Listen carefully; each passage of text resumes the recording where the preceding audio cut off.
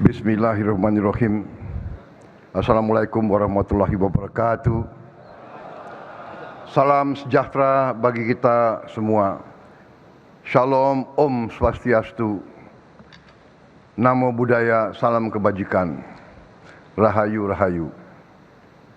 Yang saya hormati Wakil Presiden Republik Indonesia, Saudara Gibran Rakabuming Raka, para pimpinan lembaga negara, Ketua Majelis Permusyawaratan Rakyat Republik Indonesia Saudara Ahmad Muzani, beserta para wakil ketua, ketua dan anggota MPR RI, Ketua Dewan Perwakilan Rakyat Republik Indonesia Saudari Puan Maharani, beserta Wakil Ketua DPR RI Profesor Sufmi Dasko Ahmad,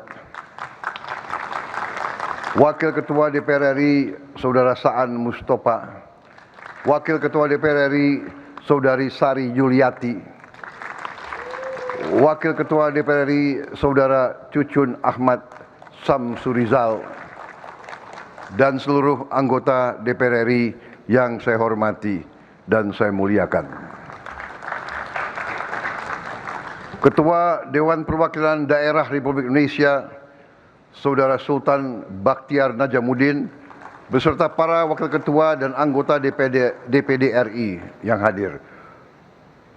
Yang saya hormati Ketua Mahkamah Agung Profesor Sunarto, yang saya hormati Ketua Mahkamah Konstitusi Saudara Suhartoyo, yang saya hormati Ketua Komisi Yudisial Saudara Abdul Khair Ramadan, yang saya hormati Ketua Badan Pemeriksa Keuangan Republik Indonesia Saudari Isma Yatun, para Menteri Koordinator, para Menteri, Kepala Badan, para Penasihat Khusus Presiden, Jaksa Agung, Kepala BIN, Kapolri, Panglima TNI, dan seluruh Kepala Staf Angkatan yang hadir, para Wakil Menteri, serta seluruh anggota Kabinet Merah Putih yang saya hormati.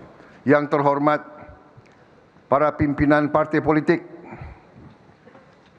Partai PDI Perjuangan diwakili oleh Saudari Puan Maharani, Ketua Umum Partai Golongan Karya Saudara Bahlil Lahadalia, Partai Gerindra saya sendiri,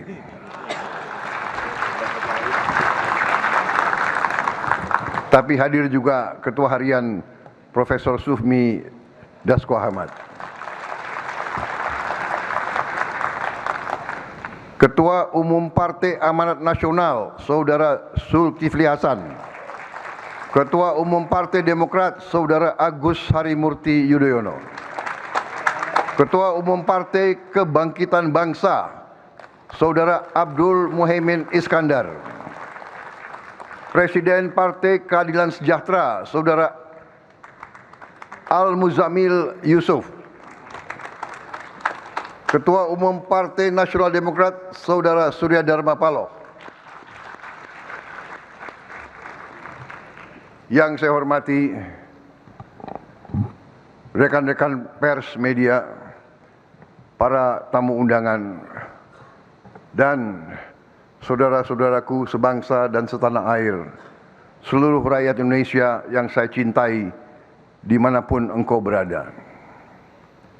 Pertama-tama tentunya sebagai insan yang bertakwa, marilah kita tidak henti-hentinya memanjatkan puji dan syukur kehadirat Tuhan Maha Esa, Tuhan Maha Besar yang memiliki sekalian alam. Hanya kepadanya lah kita berdoa dan hanya kepadanya lah kita memohon pertolongan.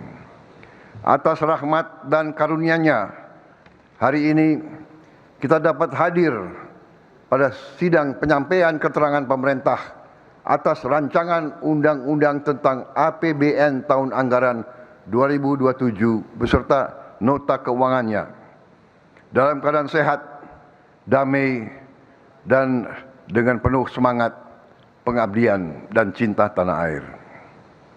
Pimpinan dan anggota dewan yang saya hormati, Pertama, saya menyampaikan penghargaan kepada pimpinan dan seluruh anggota DPR RI atas kerjasama, pengawasan, dan dukungannya dalam penyusunan serta pelaksanaan APBN.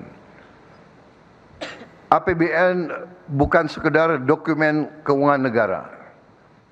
APBN adalah alat perjuangan kita. APBN adalah instrumen untuk melindungi rakyat, alat untuk memperkuat bangsa, alat untuk mewujudkan cita-cita kemerdekaan dalam mencapai kehidupan yang lebih baik. Jika dahulu para pahlawan berjuang agar bangsa Indonesia memiliki negara, hari ini tugas kita bersama adalah memastikan bahwa negara kita berhasil, negara kita dapat memberi peningkatan kualitas hidup bagi rakyat kita, negara kita hadir dalam kehidupan setiap rakyat kita, negara kita hadir ketika petani membutuhkan pupuk, membutuhkan teknologi, negara hadir ketika nelayan membutuhkan kapal dan tempat penyimpan hasil tangkapannya. Negara hadir ketika buruh membutuhkan perlindungan dalam bekerja dan berkarya. Negara harus hadir ketika anak-anak membutuhkan makan bergizi dan sekolah yang baik. Negara harus hadir kalau keluarga membutuhkan rumah, air bersih, listrik, pekerjaan, layanan kesehatan, serta perlindungan pada masa sulit. Kemerdekaan belum selesai hanya karena bendera kita, bendera merah putih, telah berkibar. Kemerdekaan harus terasa di meja makan rakyat kita. Kemerdekaan harus terasa di ruang kelas anak-anak kita. Kemerdekaan harus terasa di puskesmas dan di rumah sakit dan di masa depan setiap keluarga Indonesia. Itulah makna APBN sebagai alat perjuangan. Setiap rupiah yang dikumpulkan oleh negara harus kembali menjadi harapan yang nyata bagi rakyat kita. Saudara-saudara sebangsa dan setanah air, kita memasuki tahun 2026 dalam keadaan dunia yang tidak menentu, yang tidak mudah. Harga energi di seluruh dunia meningkat karena perang. Suku bunga global tinggi dan bisa naik. Nilai tukar berbagai negara tertekan dan ketegangan geopolitik mengganggu perdagangan dunia. Namun di tengah tekanan dan ketidakpastian global tersebut, kita bersyukur perekonomian kita tetap berdiri tegak. Ekonomi kita pada semester pertama tahun ini tumbuh tertinggi dalam 13 tahun terakhir. Inflasi masih tetap terkendali. Permintaan domestik tetap kuat. Yang lebih penting, APBN kita bekerja optimal. Hingga akhir Juli 2026, pendapatan negara tumbuh tinggi 21,3% dibandingkan periode yang sama tahun sebelumnya. Ini peningkatan yang cukup signifikan. Belanja negara tumbuh kuat 18,2%. Belanja kita arahkan untuk menjaga daya beli rakyat, memperkuat pelayanan publik, dan menggerakkan ekonomi. Walaupun belanja negara tumbuh, defisit APBN tetap terjaga hanya 0,91% terhadap produk domestik bruto.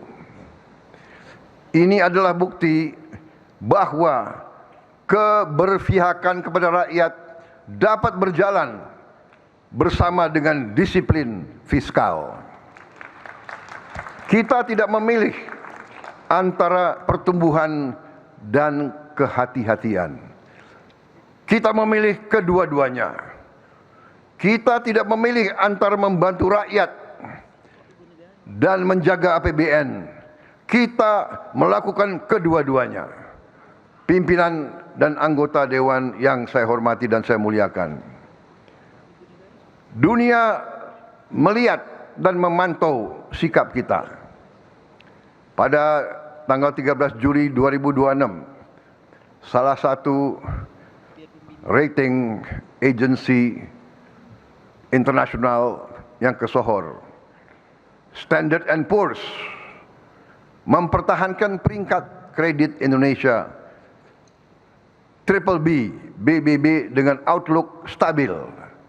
Ini pengakuan dunia terhadap kokohnya perekonomian Indonesia, dan Indonesia tetap berada pada kategori investment grade. S&P bahkan menilai Indonesia memiliki prospek pertumbuhan ekonomi yang kokoh, kebijakan makroekonomi yang secara umum berhati-hati, serta beban utang yang relatif prudent dan sustainable dibandingkan negara-negara setara. Ini bukan kata pemerintah, ini bukan kata saya, ini penilaian mereka terhadap kita. Mereka juga menilai bahwa upaya pemerintah memusatkan pengelolaan sumber daya alam kita dan menutup kebocoran di sektor sumber daya dan mineral dapat meningkatkan penerimaan negara serta devisa ekspor. Mereka secara khusus menilai positif peran Danantara dan potensi PT Danantara Sumber Daya Indonesia DSI dalam memberantas praktek-praktek under invoicing dan transfer pricing yang sesungguhnya adalah praktek penipuan.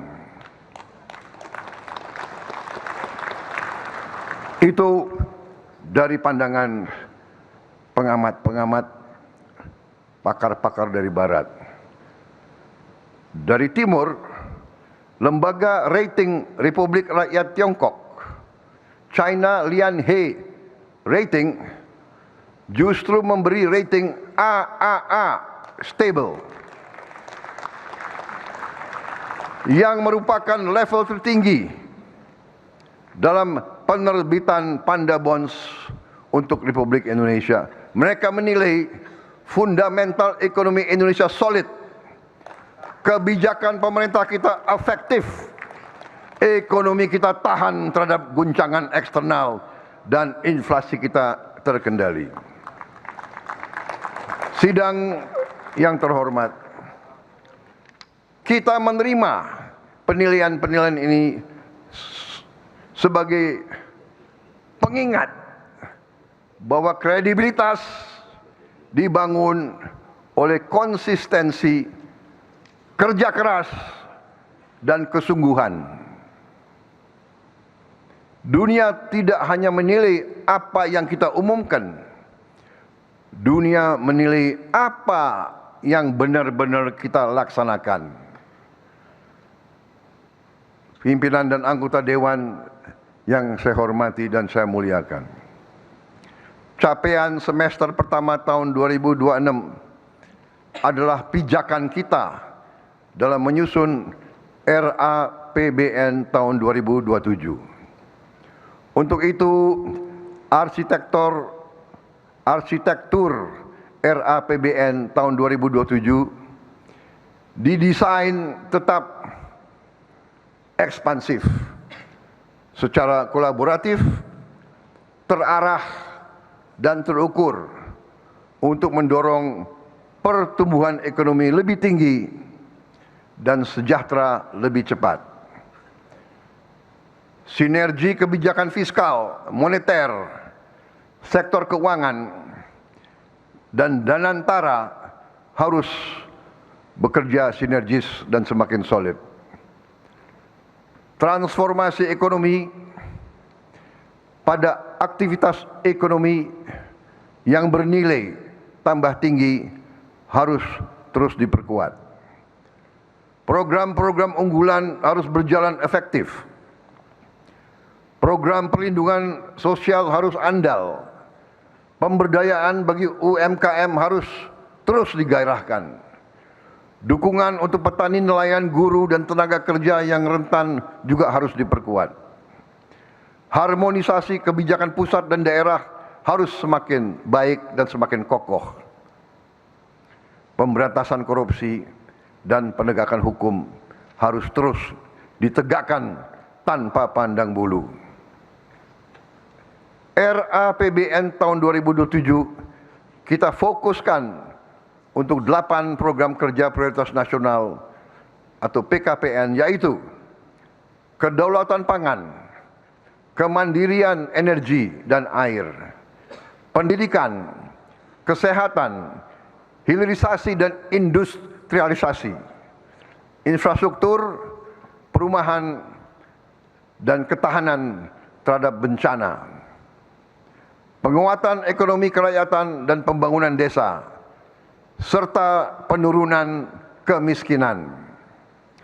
8 prioritas tersebut didukung oleh penguatan pertahanan dan keamanan, penegakan hukum, tata kelola pemerintahan, percepatan digitalisasi, dan diplomasi ekonomi.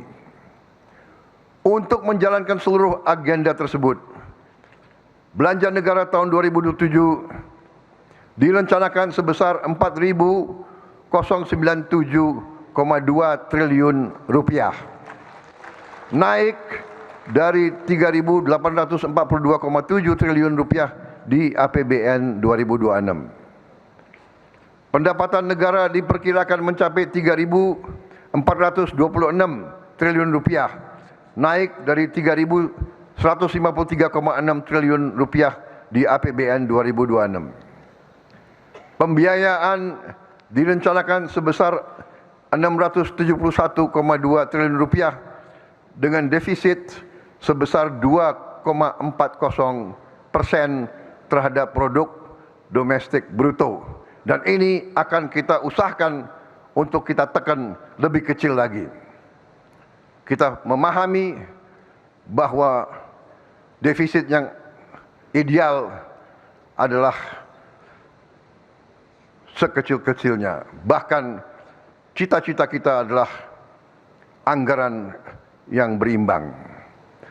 Angka defisit ini turun dari rencana pembiayaan di tahun APBN tahun 2026, yaitu 689,1 triliun rupiah dengan defisit 2,68% produk domestik bruto. Pertumbuhan ekonomi tahun 2027 ditargetkan mencapai 6%, lebih tinggi dari target APBN 2026 sebesar 5,4%. Inflasi akan kita jaga pada kisaran 2,5%. Suku bunga SBN 10 tahun diperkirakan 6,9%. Nilai tukar rupiah kita berada pada kisaran 17.500 rupiah per 1 dolar Amerika Serikat. Harga minyak mentah Indonesia diperkirakan 75 dolar Amerika Serikat per barel. Lifting minyak kita targetkan 610.000 barel per hari dan lifting gas 954.000 barel setara minyak per hari.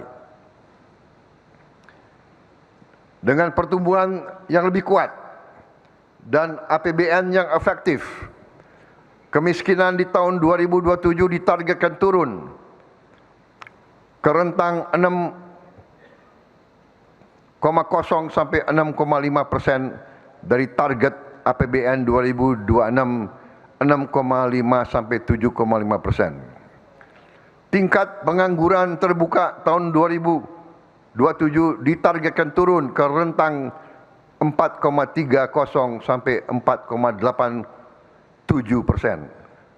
turun dari 4,44 sampai 4,96% di tahun 2026.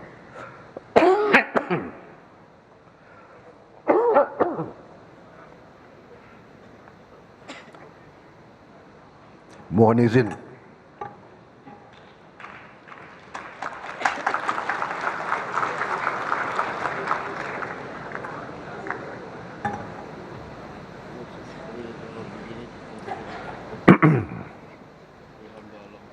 Rasio Gini kita targetkan membaik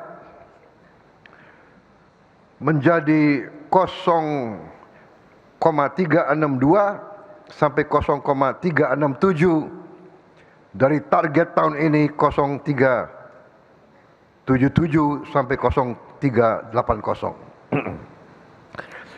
Dan indeks modal manusia meningkat menjadi 0,575. Angka-angka tersebut akan kita jaga dengan reformasi fiskal yang holistik dan konsisten. Pendapatan negara kita dorong lebih optimal. Kebocoran penerimaan harus diminimalisasi. Efisiensi belanja harus terus kita lanjutkan. Perlindungan sosial didorong semakin tepat sasaran, serta pembiayaan yang inovatif dan berkelanjutan terus dikembangkan.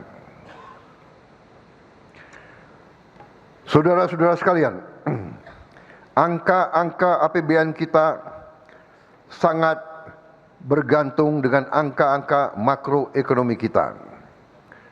Angka-angka makroekonomi kita sangat bergantung dari kualitas data yang dikumpulkan oleh Badan Pusat Statistik kita. Saya mendapat laporan sudah lebih dari 10 tahun kita belum melakukan rebasing atau pembaharuan cara kita menghitung berapa sebenarnya aktivitas ekonomi yang terjadi di negara kita. Oleh karena itu, sensus ekonomi yang sekarang dijalankan sampai akhir bulan Agustus 2026 yang dilakukan oleh 251.000 petugas sensus bekerja di seluruh desa-desa kita perlu kita pastikan berhasil. Saya minta agar saudara-saudara sekalian, wakil-wakil rakyat dan seluruh rakyat Indonesia yang sedang mendengarkan pidato saya saat ini, saya minta agar saudara-saudara tidak hanya mengisi formulir sensus dengan sejujur-jujurnya, tapi juga mengajak semua orang untuk ikut mengisi dengan sejujur-jujurnya. Data yang dikumpulkan BPS dari sensus ekonomi tidak akan digunakan untuk mengejar kekayaan atau pendapatan pribadi yang dilaporkan. Data dari sensus ekonomi akan digunakan untuk kita bisa lebih tepat menyusun kebijakan dan anggaran. Sebagai contoh di RAPBN 2027, kita mengasumsikan besar PDB kita mencapai 27.987 triliun rupiah. Jika pembiayaan sebesar 671,2 triliun rupiah, maka defisit APBN sebesar 2,40% terhadap PDB. Tapi jika ternyata PDB kita lebih besar, yang banyak lembaga internasional mengatakan seperti itu, maka defisit kita akan jauh lebih kecil. Selain itu, pembaharuan data tunggal sosial dan ekonomi nasional atau DTSEN juga akan kita lakukan dari hasil sensus ekonomi tahun 2026 ini. Karena itu sensus ekonomi ini sangat penting. Saudara-saudara sekalian, disiplin fiskal tidak berhenti ketika anggaran disahkan. Disiplin fiskal harus hadir sampai pada eksekusi setiap rupiah yang dibelanjakan. Selama ini terlalu banyak kementerian, lembaga, dan pemerintah daerah membeli barang yang sama, tapi membelinya sendiri-sendiri dengan harga yang berbeda-beda. Spesifikasinya sama, tapi karena prosesnya berulang dan mungkin berbeda-beda, jumlahnya terpecah, daya tawar negara menjadi lemah. Kita harus hentikan APBN digunakan membeli barang yang sama tanpa koordinasi, seolah-olah seperti ribuan pembeli yang tidak saling berbicara. Padahal kita semua adalah bagian dari negara Kesatuan Republik Indonesia. Kita, apakah pemerintah pusat, pemerintah daerah, atau pemerintah kabupaten kota, kita adalah pemerintah Republik Indonesia. Data Lembaga Kebijakan Pengadaan Barang dan Jasa Pemerintah (LKPP) menunjukkan bahwa konsolidasi pengadaan pemerintah daerah saat ini telah menghasilkan efisiensi 20,86% pada 2025 dan 25,43% diperkirakan pada 2026.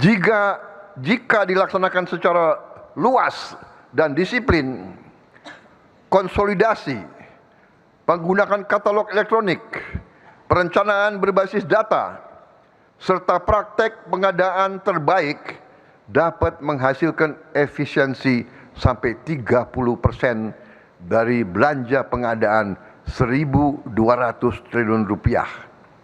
Artinya, efisiensi dalam 1 tahun bisa mencapai 360 triliun rupiah. Kita bisa bayangkan 20 miliar dolar. Ini bukan angka yang kecil. Kita bisa berbuat sangat banyak dengan 360 triliun. Dan ini adalah di tangan kita, saudara-saudara. Sebagai contoh, tahun lalu, layar pintar interaktif atau IFP yang selama ini dibeli oleh Pemda-Pemda secara terpisah di kisaran harga 150 juta rupiah per unit, setelah pembelinya kita konsolidasikan di Kementerian Dikdasmen, kita dapat membeli dengan harga 26 juta rupiah per unit.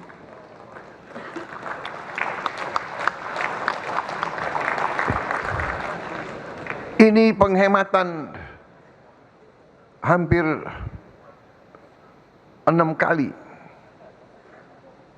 6 kali penghematan. Ini real. 150 juta kita beli dengan harga 26 juta termasuk ongkos kirim dan ongkos pasang sampai ke tempat terpencil, terluar, dan tertinggal. Saudara-saudara sekalian. Karena itu saya melaporkan di sini, pemerintah akan segera mengkonsolidasikan seluruh pengadaan barang dan jasa yang serupa. Kita akan tingkatkan kelembagaan LKPP menjadi badan pengadaan pemerintah, dan untuk itu kita mohon dukungan Dewan Perwakilan Rakyat yang saya hormati.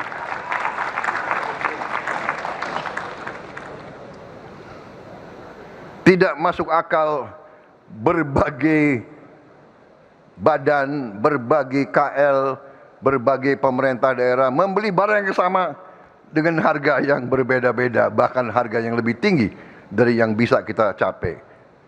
Kebutuhan berbagai kementerian, lembaga, dan pemerintah daerah akan dihimpun. Spesifikasi akan distandardisasi. Volume akan disatukan. Proses pengadaan pemerintah akan dilakukan secara digital sehingga supaya semakin transparan, kompetitif, dan akuntabel. Jika barangnya sama, kita beli bersama. Jika kebutuhannya dapat direncanakan, kita rencanakan bersama. Jika negara dapat memperoleh harga dan mutu yang lebih baik dengan bekerja sama, tidak ada alasan untuk kita tidak lakukan itu. Tidak ada alasan untuk masing-masing institusi tetap melakukan pengadaan sendiri-sendiri. Setiap rupiah yang berhasil kita hemat adalah ruang fiskal tambahan yang dapat kita gunakan untuk rakyat kita. Ruang kelas sekolah yang bisa kita perbaiki, puskesmas yang kita bisa renovasi, rumah sakit dan alat-alat kesehatan yang dapat kita berikan kepada rakyat kita di semua kota, di semua kecamatan. Dan ujungnya kehidupan rakyat yang lebih baik. Pimpinan dan anggota dewan yang saya hormati dan saya muliakan, hari ini saya akan menggunakan kesempatan berbicara di ruang terhormat ini untuk menyampaikan beberapa langkah besar yang akan menjadi tahap berikutnya dari transformasi Indonesia. Pertama, kita akan memperbaiki seluruh puskesmas di Indonesia. Ternyata puskesmas kita sudah puluhan tahun tidak diperbaiki. Puskesmas harus menjadi benteng pertama yang menjaga kesehatan bangsa. Puskesmas adalah pintu pertama negara ketika rakyat sakit. Di sanalah ibu memeriksa kandungan, bayi mendapat imunisasi, anak diperiksa pertumbuhannya, penyakit dideteksi sebelum menjadi lebih berat. Mulai tahun 2027 pemerintah akan merenovasi 10.000 puskesmas di 7.280 kecamatan di seluruh Indonesia. Setiap puskesmas akan memperoleh anggaran perbaikan sekitar 4 miliar rupiah. Tentunya daerah yang lebih terpencil, daerah yang lebih terluar dan tertinggal harus mendapat lebih. Selain itu, kita juga akan merenovasi dan membangun lebih baik lagi 514 laboratorium kesehatan masyarakat atau Labkesmas di 514 kabupaten dan kota di seluruh Indonesia. Program renovasi puskesmas dan Labkesmas ini harus selesai paling lambat pada tahun 2030. Rakyat tidak boleh menempuh perjalanan jauh hanya untuk memperoleh pelayanan kesehatan dasar. Negara harus hadir sedekat mungkin dengan tempat rakyat hidup. Untuk itu kita juga akan membuat ambulans udara dengan helikopter, dengan pesawat kecil yang bisa mendarat di lapangan-lapangan rumput, di lapangan-lapangan pasir, bisa mendarat di pinggir sungai, supaya tidak ada rakyat kita yang tidak bisa dievakuasi kalau dia sakit.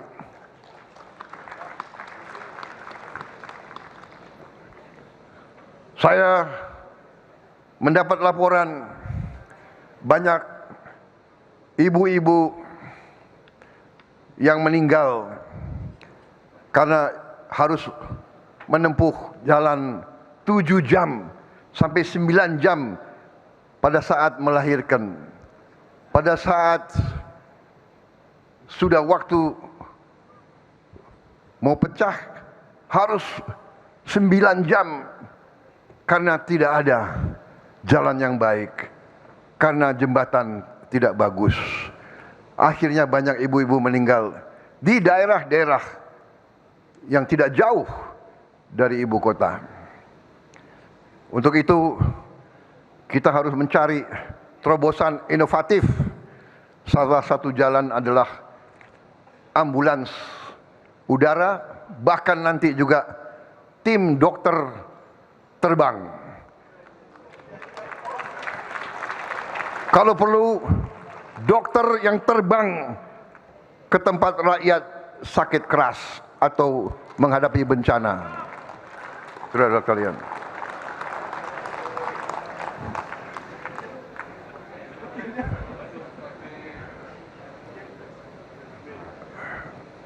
kedua, kita akan membangun dan merevitalisasi 441 rumah sakit umum daerah.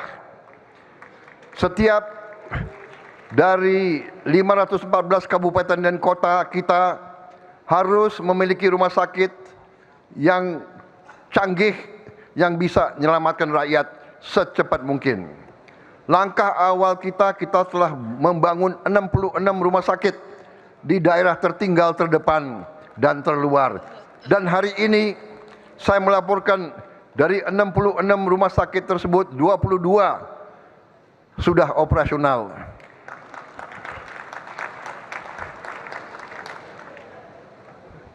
Kita telah membawa alat pemeriksa jantung, CT scan, mamografi, USG, dan layanan modern ke wilayah yang sebelumnya harus merujuk pasien ke tempat-tempat yang sangat jauh.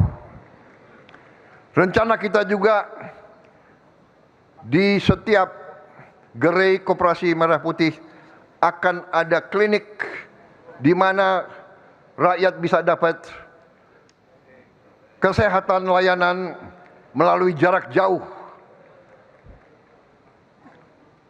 Saudara-saudara, tahap berikutnya jauh lebih besar. Pemerintah akan membangun revitalisasi 440 rumah sakit umum daerah agar setiap kabupaten dan setiap kota memiliki rumah sakit yang baik. RSUD tersebut akan kita perkuat terutama untuk menangani penyakit-penyakit penyebab kematian tertinggi. Kanker, jantung, stroke, ginjal, serta untuk pelayanan kesehatan ibu dan anak. Tidak boleh lagi seorang ibu kehilangan nyawa karena rumah sakit terlalu jauh. Tidak boleh lagi seorang ayah menjual seluruh hartanya karena harus berobat ke kota besar. Untuk memperkuat upaya ini, sebagaimana saya telah melaporkan, kita harus menghadapi dan menyelesaikan masalah kekurangan dokter umum dan dokter spesialis kita. Kita masih butuh tambahan 84.781 dokter umum. Kemudian 127.580 dokter gigi. Saudara-saudara sekalian. 481 kabupaten kota butuh tambahan 55.712 dokter spesialis.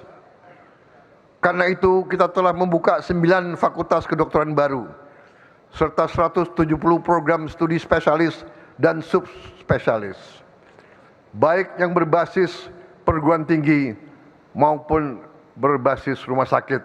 Dan ini kita akan upayakan lebih banyak lagi. Saudara-saudara sekalian, bila perlu kita sedang memikirkan kita bisa mengundang dokter-dokter dari negara lain untuk praktek di sini untuk waktu-waktu yang terbatas. Karena kalau kita menunggu lulusnya 187.000 dokter gigi, mungkin kita harus nunggu 4 presiden sesudah saya. Saudara-saudara sekalian, rakyat kita menuntut, berharap pelayanan kesehatan secepat mungkin. Kita tidak boleh berpikir normatif, kita harus berani berpikir inovatif.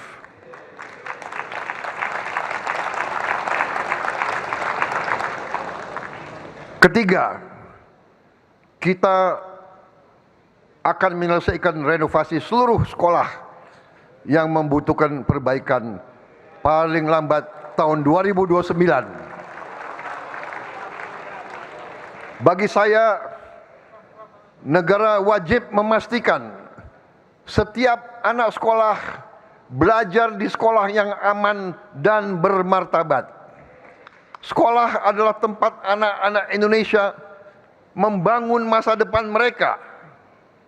Tetapi kita mengerti bahwa masih banyak anak-anak kita yang belajar dengan atap yang bocor, mungkin juga atap yang runtuh, dinding yang retak,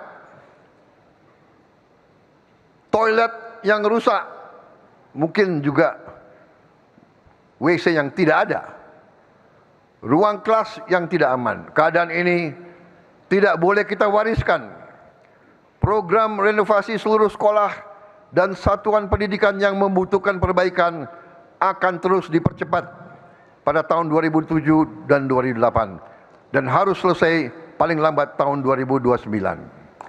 Ini adalah program renovasi sekolah terbesar dalam sejarah kita. Saudara-saudara sekalian, kita harus berani memasang target yang tinggi. Tidak boleh ada lagi cerita sekolah roboh. Tidak boleh lagi ada ruang kelas rusak yang dibiarkan rusak bertahun-tahun. Semua sekolah harus berada dalam kondisi baik, aman, bersih, layak untuk belajar. Semua sekolah harus punya kamar kecil yang layak. Semua ruang kelas akan kita lengkapi dengan layar pintar interaktif atau IFP. Di akhir bulan Desember 2026 kita perjuangkan semua sekolah akan menerima tambahan 3 layar untuk tiap sekolah.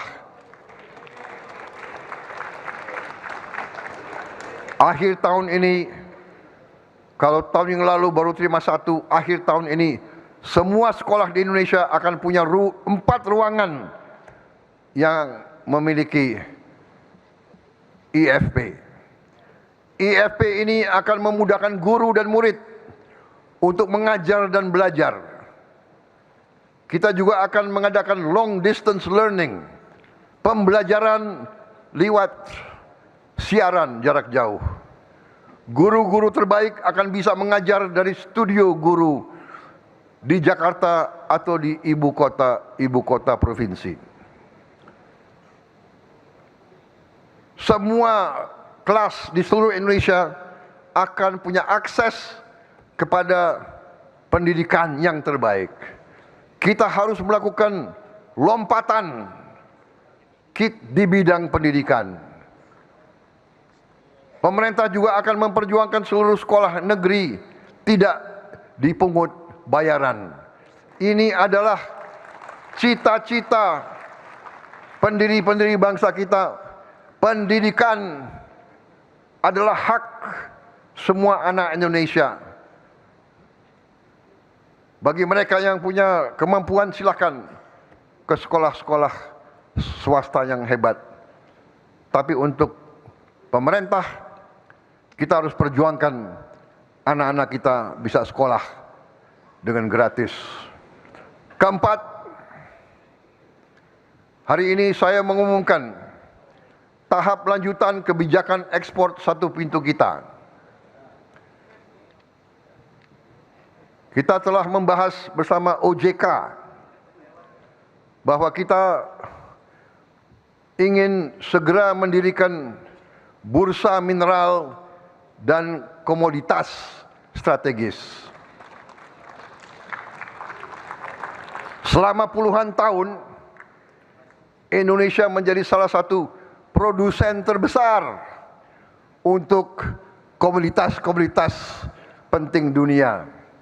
Kelapa sawit, nikel, timah, batu bara, emas, kopi, karet, dan berapa belas komoditas lainnya.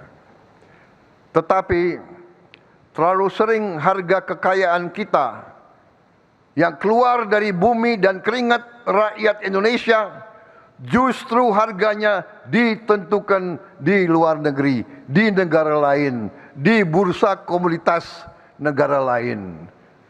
Mereka yang tidak punya komoditas ini, masa mereka menentukan berapa harga komoditas itu? Ini tidak masuk akal. Saya tidak mengerti di mana diajarkan ilmu ekonomi semacam ini. Kitanya punya barang, orang lain menentukan harganya. Saya bertanya kepada wakil-wakil rakyat, mau kita teruskan situasi seperti ini?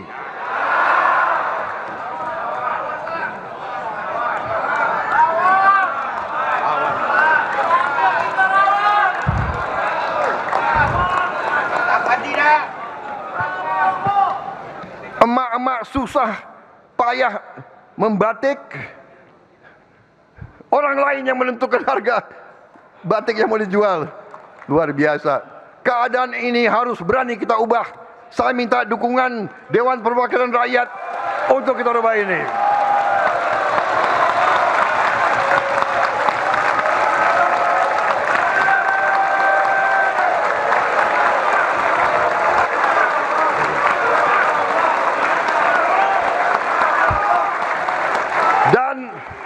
Dan saya katakan di sini, saya yakin saudara-saudara mendukung saya. Kalau mereka tidak mau bayar harga yang kita pasang, nggak usah beli. Lebih baik komoditas itu, nikel itu, timah itu, emas itu, semuanya biar di tanah untuk anak cucu kita.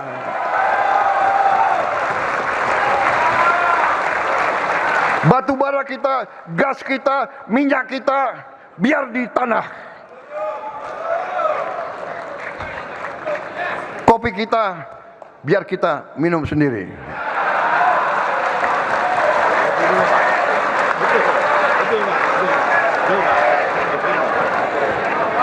Tapi tentunya kita juga mengerti mekanisme pasar. Kalau harga terlalu tinggi, itu juga nggak masuk akal. Tapi yang penting bursanya ada di bumi Republik Indonesia.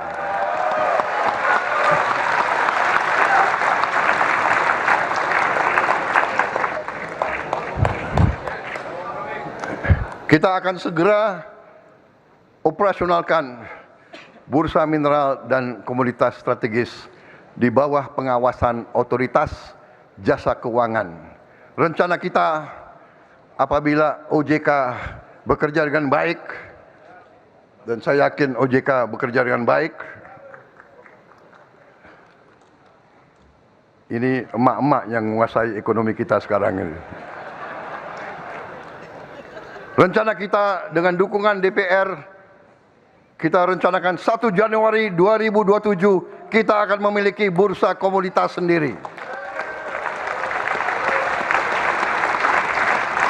Kita targetkan ketentuan penyelenggaraan bursa mineral dan komoditas strategis segera mohon dibahas oleh DPR RI dan mohon diterbitkan dalam waktu yang sesingkat-singkatnya. Saya terima kasih. Sekarang sudah ada kerjasama yang sangat sinergis antara pemerintah dan DPR. Ini tidak berarti bahwa tidak ada demokrasi. Kita harus ada demokrasi, kita harus diawasi, kita harus dikritik. Tapi kita harus kerja cepat untuk rakyat kita. Dan ini saya kira sudah dihasilkan oleh DPR RI sekarang ini. Saya terima kasih.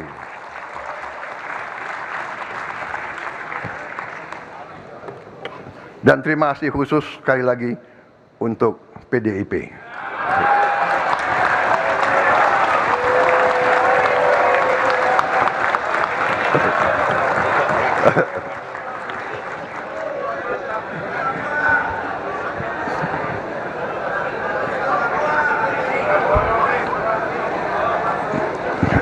Sebenarnya ini bukan Prabonomics, ini Marhain ini.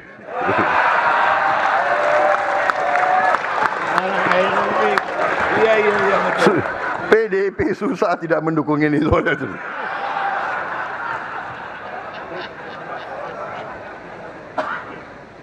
Saudara-saudara, dengan ini kita akan membangun Indonesia Reference Price. Harga referensi Indonesia untuk komoditas-komoditas utama ekspor Indonesia. Kita ingin membangun pasar yang dalam, transparan, liquid, dan dipercaya dunia. Produsen, petani, eksportir, pembeli, dan investor akan bertemu dalam satu sistem yang diawasi dengan data transaksi yang lebih terang dan ruang penipuan yang semakin sempit. Dalam upaya membangun bursa yang kredibel, otoritas jasa keuangan juga telah melakukan reformasi terbesar dalam sejarah bursa saham kita. Mereka yang melanggar aturan bursa diberi sanksi. Kita juga akan melanjutkan reformasi pasar modal kita dengan demutualisasi pasar modal. Demutualisasi akan membawa pasar modal Indonesia ke standar dunia dan menjadikan pasar modal Indonesia menjadi salah satu yang terbesar di dunia. Pasar modal yang bekerja dengan baik ini adalah masalah keadilan. Soal kesempatan perusahaan rintisan, startup, pengusaha-pengusaha kita bisa naik kelas, menambah ekuitas, menambah modal, agar bisa memperbesar skala dan dampak usahanya. Minta izin.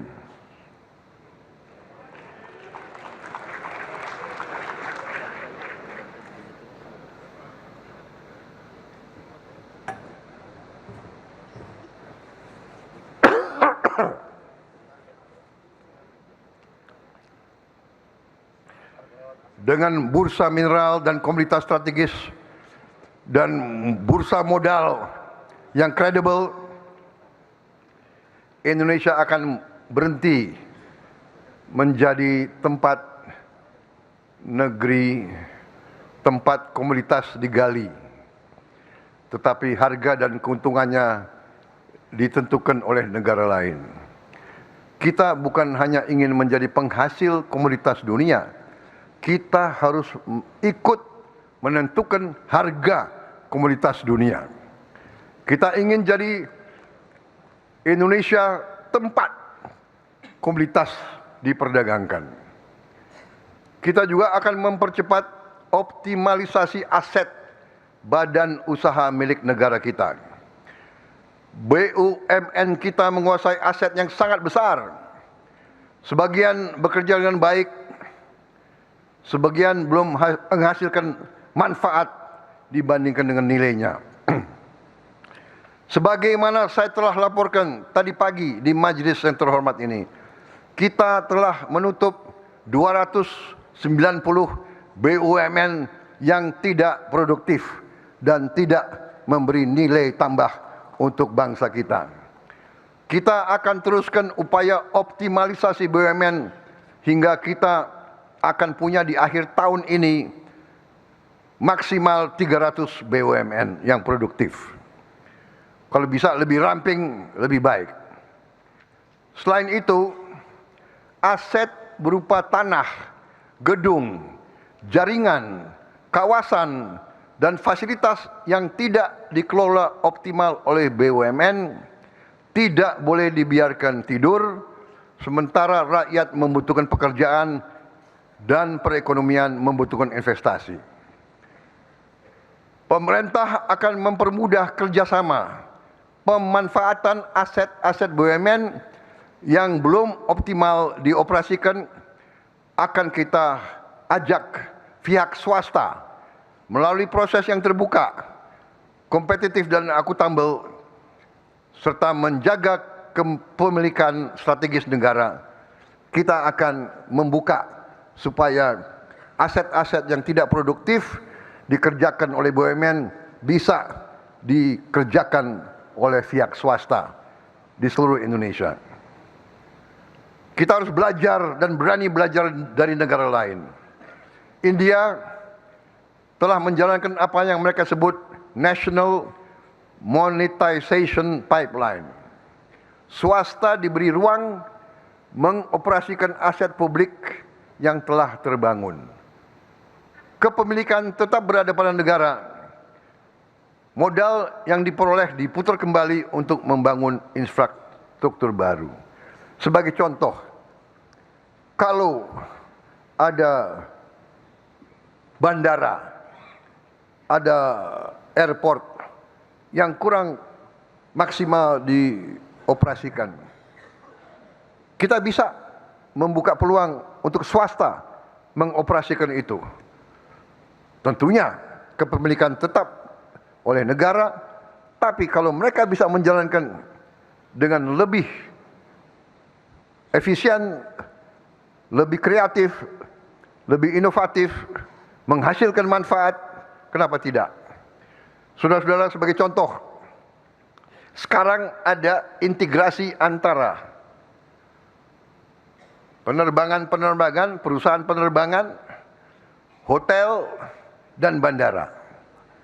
Kalau ini dioperasikan secara integratif, ini punya nilai tambah yang potensial bisa menambah income bagi kita.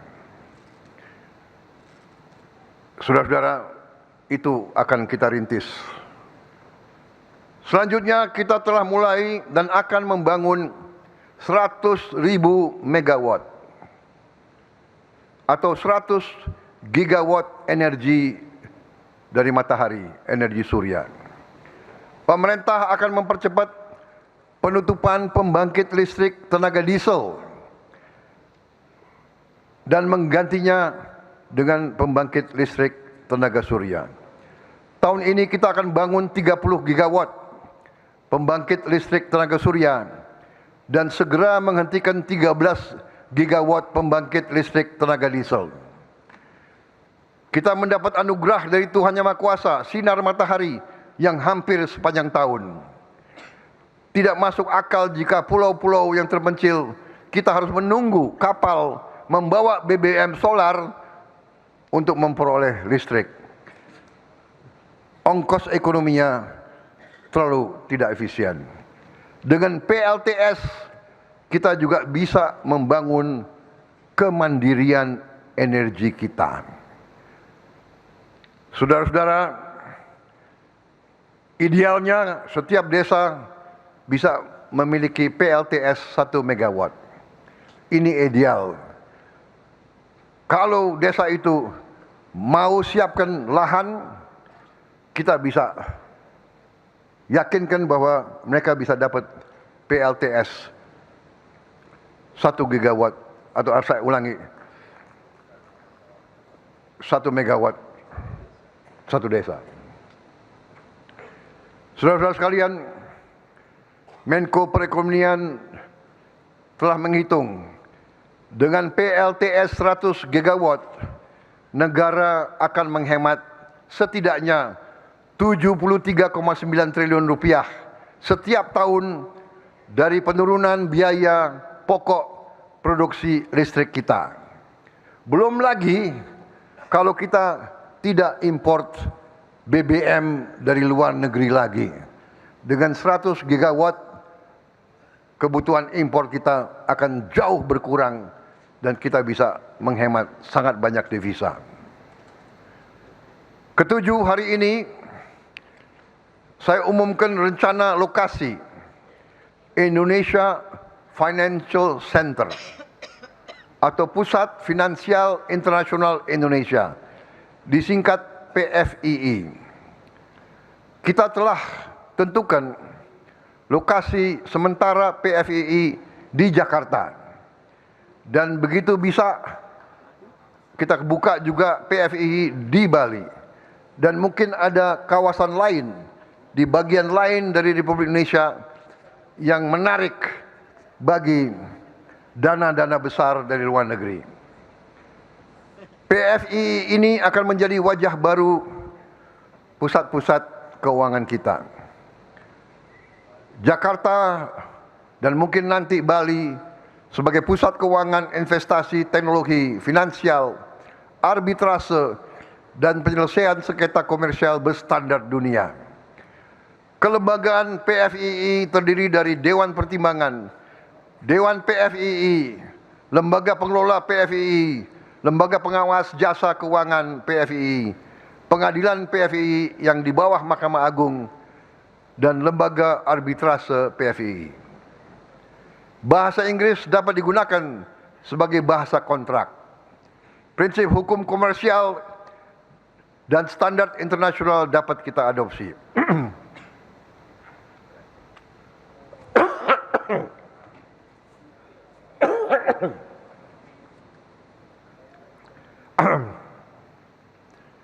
Hakim ad hoc dapat berasal dari talenta hukum terbaik Indonesia dan dunia.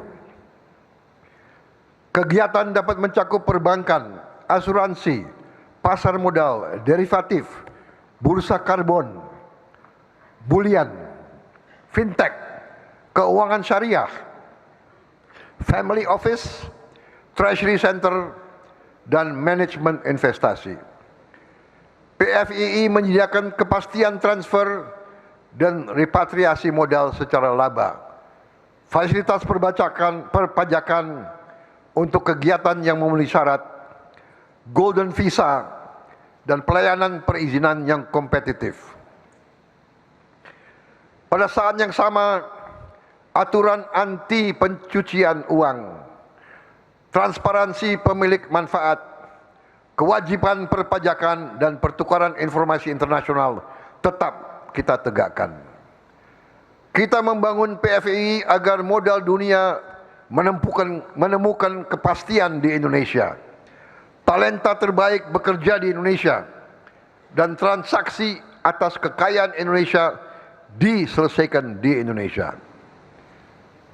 Untuk awalnya Jakarta dan Bali harus menjadi tempat modal dunia dihimpun dan masa depan Indonesia dibiayai.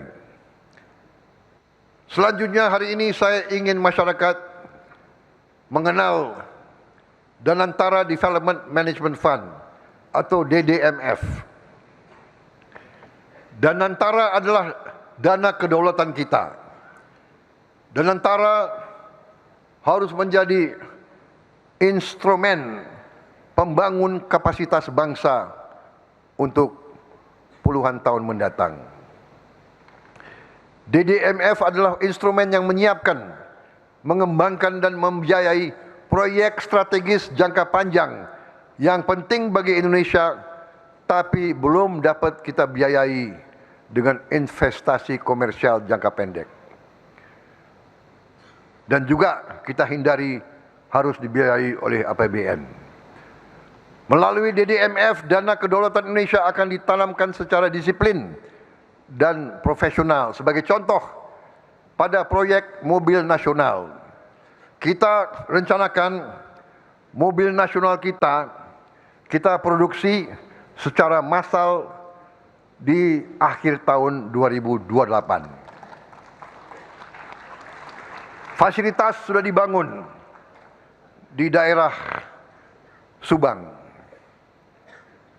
Proyek motor nasional juga telah kita luncurkan. Ekosistem motor nasional sudah bekerja. 2 perusahaan swasta besar telah bekerja. 2 BUMN juga telah mulai produksi motor listrik.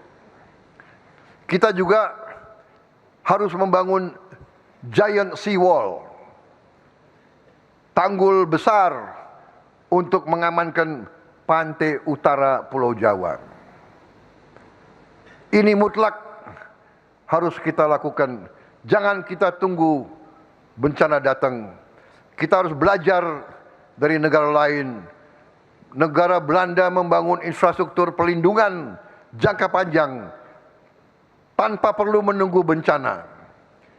Giant seawall di Belanda kini melindungi jutaan penduduk Belanda dan menjadi simbol kemampuan teknologi nasional Belanda.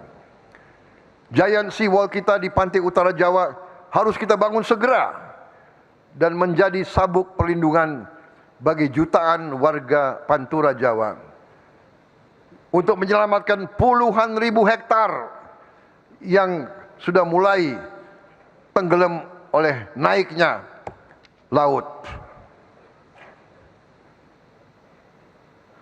Selain itu, giant seawall kita di pantai utara Jawa harus menjadi infrastruktur air bersih, harus menjadi jalur pertumbuhan baru dan proyek rekayasa yang membangun kemampuan anak bangsa. BRIN telah menghasilkan terobosan teknologi yang akan kita gunakan untuk Giant Seawall ini. Proyek Giant Seawall ini akan butuh 15 hingga 20 tahun untuk kita selesaikan pembangunan Giant Seawall ini. Ini waktu yang lama. Saya tidak tahu presiden keberapa yang akan meresmikan. Tapi saya bertekad presiden ke-8 akan mulai proyek ini. Pembangunan ini kita rencanakan dibagi 15 segmen. Dari Banten sampai Jawa Timur, sampai Gresik. Kalau tidak, Gresik. Dan jika dilaksanakan serentak, sesungguhnya mungkin berkurang dari 20 tahun. Apapun, kita harus berani mulai. Ini menyangkut hajat hidup puluhan juta rakyat kita yang hidup di Pantura. Dan kita harus ingat berapa persen industri kita ada di kawasan-kawasan di pantai utara, mulai Jawa Barat sampai ke Jawa Timur. Jadi masa depan industri kita juga dipertaruhkan. Tadi saya sebut kita akan percepat proses elektrifikasi mobilitas rakyat. Subsidi BBM harus kita kurangi secara signifikan. Untuk itu pemerintah yang saya pimpin kemarin telah meluncurkan ekosistem motor listrik nasional. Selain itu hari ini kita umumkan, kita akan beri insentif yang cukup besar untuk mereka yang bisa membangun 1 juta motor listrik yang diproduksi di dalam negeri oleh perusahaan Indonesia. Kebijakan ini mempunyai 3 tujuan sekaligus. Menurunkan biaya kendaraan untuk rakyat, mengurangi konsumsi bahan bakar impor, dan membesarkan industri motor listrik nasional beserta rantai pasok baterai, komponen, perangkat lunak, serta layanan purna jualnya. Saudara-saudara, kita telah memiliki hampir semua unsur dalam baterai untuk kendaraan listrik. Hampir semua. Setiap motor listrik buatan Indonesia yang melaju di jalan raya adalah 3 kemenangan sekaligus. Saya ulangi ya. Setiap motor listrik buatan anak-anak Indonesia yang berjalan di jalan Indonesia memiliki 3 kemenangan bagi bangsa kita. Pertama, penghematan bagi rakyat. Penghematan bagi keluarga mereka. Kita perkirakan mereka akan bayar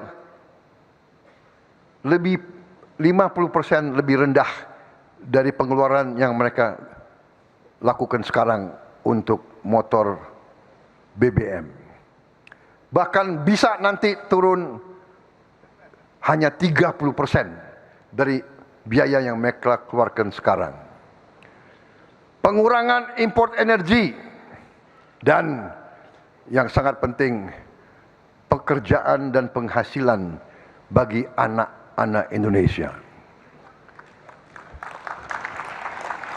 Ke-10, hari ini saya sampaikan ke Dewan saran pemerintah Indonesia, saran kami untuk kita izinkan dui kewarganegaraan bagi talenta-talenta tertentu yang dibutuhkan oleh bangsa Indonesia.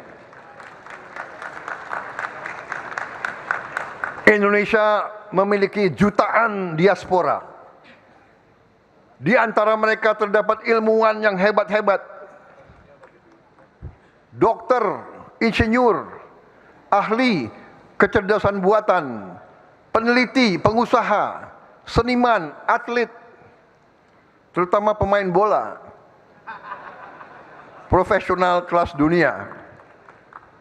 Sebagian terpaksa mengambil kewarganegaraan lain karena kebutuhan karier, keluarga, atau pengabdian mereka di luar negeri.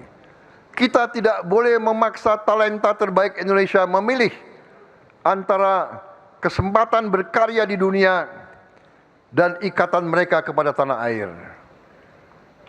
Hari ini pemerintah akan mengajukan kepada sidang yang terhormat ini perubahan undang-undang untuk membuka kewarganegaraan ganda secara terbatas bagi mereka yang memiliki talenta istimewa dan dapat memberi sumbangan luar biasa bagi kepentingan nasional. Kebijakan ini akan kita rancang dengan selektif terukur, disertai uji integritas, kewajiban yang jelas, serta perlindungan penuh terhadap keamanan dan kepentingan negara. Saudara-saudara sekalian, pimpinan dan anggota dewan yang saya hormati dan saya muliakan, seluruh kebijakan yang kita lakukan memiliki satu tujuan: mengubah kekayaan Indonesia menjadi kekuatan Indonesia. Renovasi 10.000 puskesmas, pembangunan 441 RSUD, perbaikan seluruh sekolah dari Sabang sampai Merauke, dari Miangas sampai Rote, akan memastikan negara hadir dalam kebutuhan paling dasar rakyat.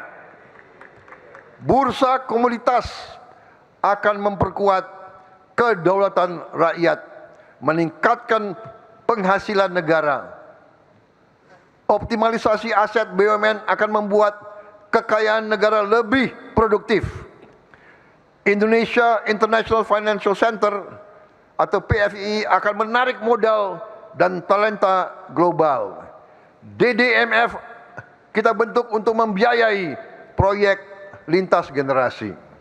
Subsidi motor listrik dan mungkin nanti mobil listrik akan menciptakan pasar bagi industri nasional. Kebijakan kewarganegaraan secara terbatas akan memanggil pulang kemampuan terbaik dari diaspora kita dan juga talenta-talenta terbaik untuk memperkuat bangsa Indonesia. Kita tidak sedang membangun ekonomi yang hanya besar dalam statistik. Kita sedang membangun negara yang berdaulat dalam keputusan, adil dalam pembagian dan pemerataan, nyata dalam kehidupan rakyat. Saya mengajak DPR RI, DPD RI, seluruh lembaga negara, pemerintah daerah, dunia usaha, perguruan tinggi, pekerja, petani, nelayan, tenaga kesehatan, guru, dan seluruh rakyat Indonesia untuk mengawal agenda besar kita bersama-sama. Kita akan melaksanakannya dengan disiplin. Tidak boleh ada proyek yang hanya besar pada anggaran tetapi kecil manfaat nyata bagi rakyat. Tidak boleh ada insentif tanpa pekerjaan baru. Tidak boleh ada investasi tanpa transfer teknologi. Setiap rupiah harus memiliki tujuan. Setiap kebijakan harus memiliki ukuran. Setiap pejabat harus memiliki pertanggungjawaban. Untuk itu saya juga mengajak kita semua untuk terus koreksi diri, terus meningkatkan disiplin. Pemerintah harus mengabdi kepada rakyat, mengabdi kepada bangsa, memberi solusi kepada kesulitan-kesulitan rakyat. Tugas pemerintah yang paling utama melindungi segenap tumpah darah rakyat dari semua ancaman. Ancaman kemiskinan, ancaman bahaya fisik, ancaman pemutusan hubungan kerja, dan berbagai ancaman lain. Ancaman kelaparan, ancaman tidak dapat pelayanan kesehatan. Pemerintah di semua tingkatan, tidak hanya pemerintah pusat, pemerintah daerah, pemerintah provinsi, pemerintah kabupaten kota, ya, pemerintah desa, kita harus menghilangkan praktek-praktek korupsi, penipuan, markup, penggelembungan dalam pembelanjaan. Tadi sudah saya sebut, kita akan buat satu lembaga yang mengkonsolidasikan semua pembelanjaan pemerintah di satu lembaga. Pemerintah harus lebih efisien di setiap tingkatan. Kita harus kurangi semua pengeluaran tidak efisien. Saya gembira sekarang tidak ada lagi anggaran untuk ulang tahun kementerian. Ulang tahun kementerian cukup potong tumpeng di kantor saja. Dan saya berharap juga di semua provinsi dan semua kabupaten kota jangan ada anggaran untuk merayakan ulang tahun besar-besaran. Lebih baik perbaiki sekolah, perbaiki rumah sakit, tingkatkan gaji guru daripada seremoni upacara.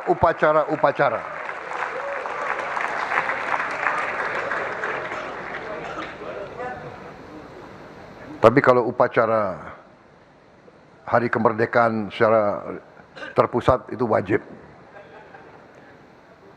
Pimpinan dan anggota dewan yang saya hormati, demikian keterangan pemerintah atas rancangan undang-undang tentang anggaran pendapatan dan belanja negara tahun anggaran 2027 beserta nota keuangannya. Besar harapan saya agar pembahasan RAPBN 2027 dilaksanakan secara terbuka, konstruktif, berorientasi sepenuhnya kepada kepentingan rakyat dan bangsa. Semoga Allah SWT senantiasa memberi rahmat, petunjuk, taufik dan hidayah kepada kita sekalian, memberi kekuatan kepada kita semua dalam menjalankan amanah harapan seluruh rakyat Indonesia. Dirgahayu Republik Indonesia tercinta. Sekali merdeka, tetap merdeka. Sekali berdaulat, terus berdaulat.